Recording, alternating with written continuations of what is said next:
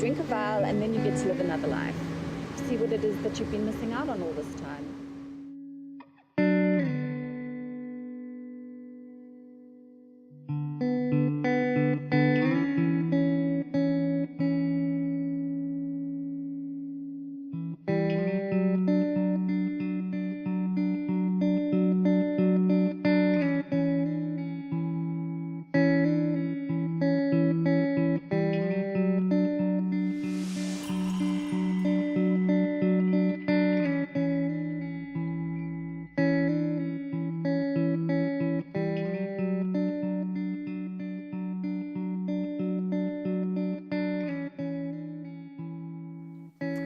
My name is Nicho Barnard. I was the director of A Glass Half Full and also made a very short cameo appearance, one could say, in the film. Hi, my name is Laikin, Govender, and I am the producer as well as one of the actresses for A Glass Half Full. A Glass Half Full is basically, it is in a nutshell, the fact that the grass isn't always greener on the other side, that no matter how bad life is, no matter how difficult it might get, that, you know, even though sometimes we kind of look at other people and say, oh, they've got it better than us, that it may not actually be the case. What we did with A Glass Half Full, we had the genre of making a movie in time travel and film de femme, and we basically, what we aim to do is to tell the story of a female. I think many girls out there can relate. The film is really taking a point where we looked at the female's point of view of how many young girls are experiencing life, and that trying to teach them a lesson to be like, you know what, it might look bad now, and it might look like, you know, the world is against you, but as a Christian, I believe that God gives his biggest battles to his strongest soldiers. The 48 hours is truly an amazing experience. It's tiring.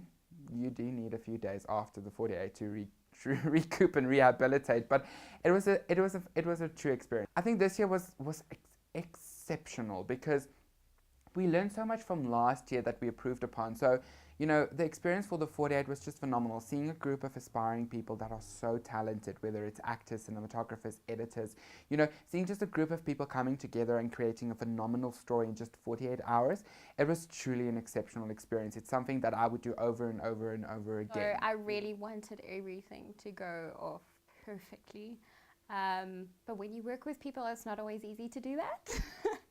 But I think, like, in a nutshell, it was enjoyable. Like, I think as a producer, I'm proud to say that this is the project that I made my debut with.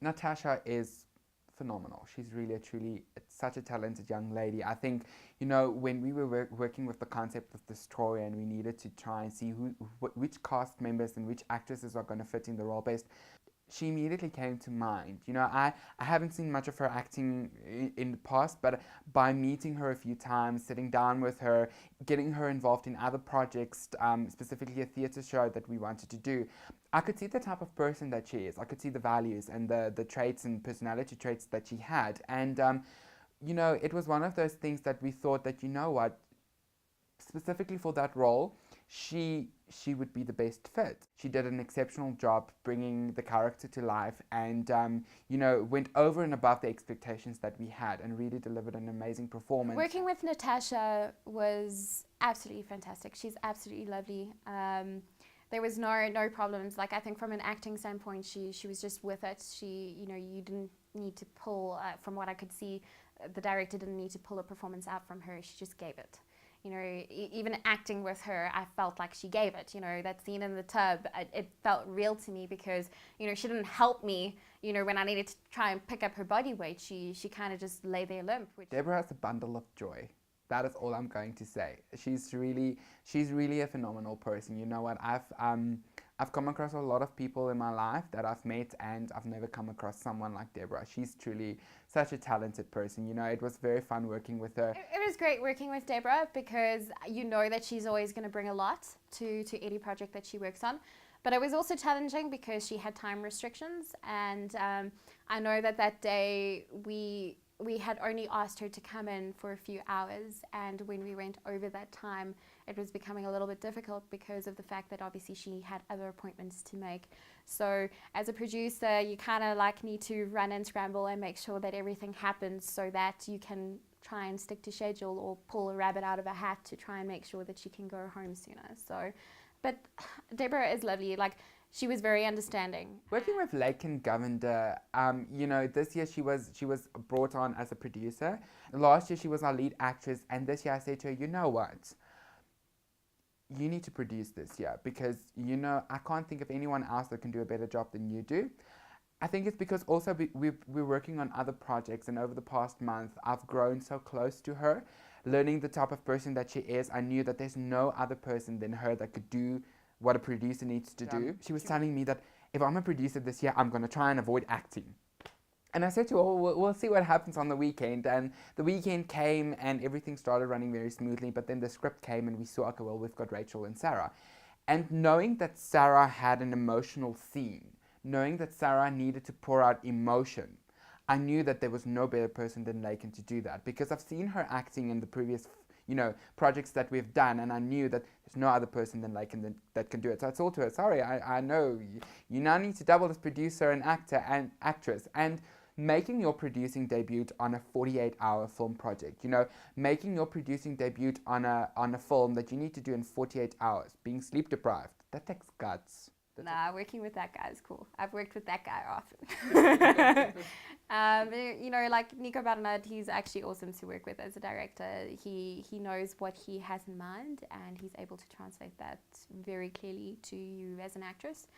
So it makes you as an actress easier. It makes your job easier as an actress because, with him being an actor as well, he becomes like an actor's director. So when he directs, he's coming from that standpoint rather than just demanding things from you. He's an understanding director. From a producing standpoint, if it's one thing I had to do is always remind him of time. I think, because of the scheduling and stuff, we learned so much from last year with not wanting to leave too little time for editing. It was a case of, I think you can even ask him, I kind of pulled out my watch and I was like, that's all I did to him quite often. And then I was like, and then he made me run around a lot, but that's okay. I mean, it comes with the duties.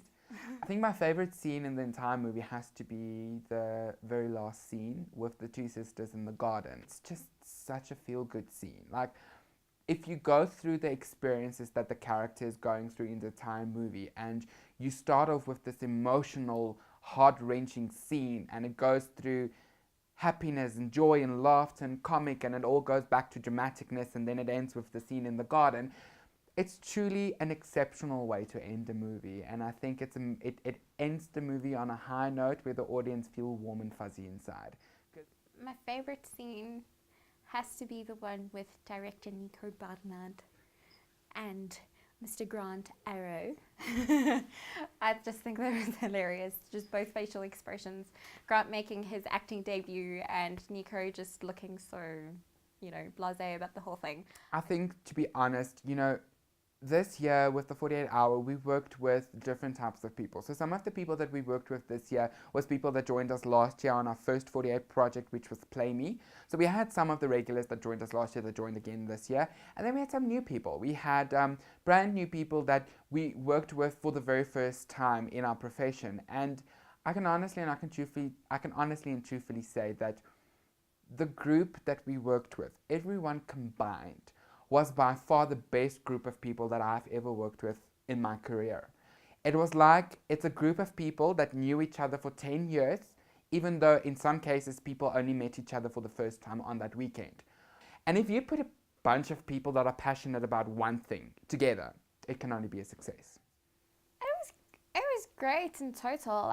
Obviously with lack of sleep, I think it was good. It was really, really good in the sense that there were so many people that could come together and just work. And even though you're working with people for the first time and some people you've worked with before, you know how to work with them, but with the newbies, or if you would call them that, it was good because people weren't at each other's throats. Everybody was willing to help and chip in whenever they could. Even though people had their designated roles, they didn't mind helping here and there and everywhere. So I think the overall camaraderie that we had on set for that weekend was good. Like, I didn't need to douse any fires, so that was a good thing. That poor Natasha had to lay in that bathtub for over 2 hours. And what people don't know is that the water was actually cold, because we weren't allowed to put warm water in the bathtub because her cut wound was made with, I think it was latex. Yeah, it was made with latex. So the heat of the water will warm up her body, and if her body gets warm, it will start to melt and will start to come off. So we were specifically told by the makeup department to not heat up the water. So she was laying in that bathtub shivering. Okay, Cold. so audiences can really look forward to, I think, other than the whole movie in general, which is very enjoyable, I would say that the plethora of emotions that they get to go through. I think audiences can look forward to something exceptional. I think being able to tell a story like this in just 7 minutes is exceptional. You know, it gets to the point, it deals with something that we deal with every day in our lives. I think many people can relate to the story, because I think in many aspects of any person's life, we've experienced something like where we feel that we're not worth it, whether it's in a relationship, whether it's in our lives, whether it's in our careers, whether it's just anywhere in life. We can relate to Rachel in some sense. So I think the audience can really look forward to one high emotional roller coaster of mixed feelings.